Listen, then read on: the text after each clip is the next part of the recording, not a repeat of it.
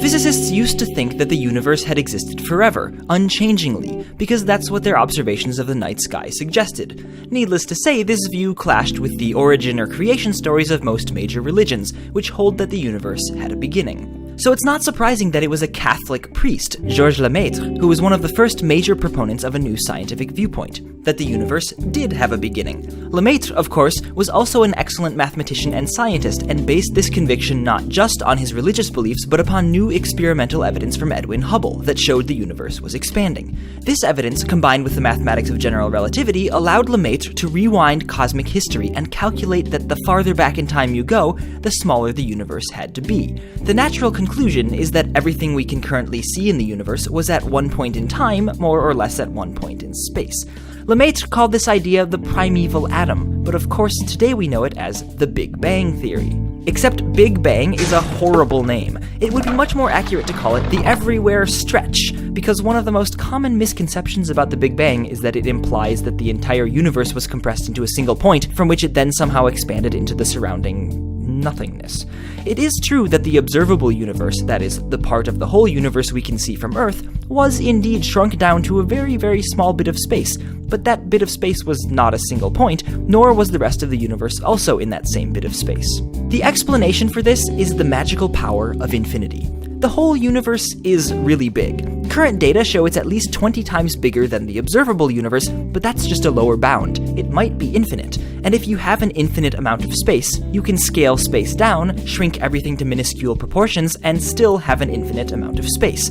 Kind of like how you can zoom out as much as you want from a number line, but it'll still be an infinite number line. Essentially, space doesn't need anywhere to expand into because it can expand into itself and still have plenty of room. In fact, this is possible even if space turns out not to be infinite in size, though the reasons are complicated and have to do with the infinite differentiability of the metric of spacetime.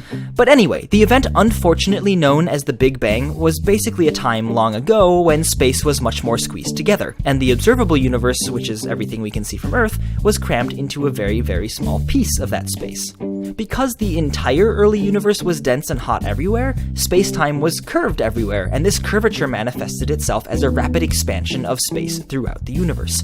And although people call this the Big Bang, it wasn't just big, it was everywhere, and it wasn't really an explosion, it was space stretching out. It's actually quite unfortunate that the everywhere stretch isn't nearly as catchy as the Big Bang. Which brings us to the Big Bang singularity, which is an even horribler name because every single word is misleading. I mean, singularity seems to imply something that happened at a single point, which isn't at all what it's referring to. It should be called the part of the everywhere stretch where we don't know what we're talking about. Basically, our current physical models for the universe are unable to properly explain and predict what was happening at the very, very beginning when the universe was super scaled down.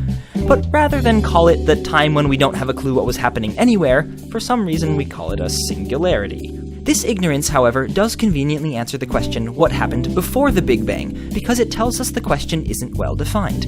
Back when space was so incredibly compressed and everything was ridiculously hot and dense, our mathematical models of the universe break down so much that time doesn't even make sense. It's kind of like how, at the North Pole, the concept of north breaks down. I mean, what's north of the North Pole?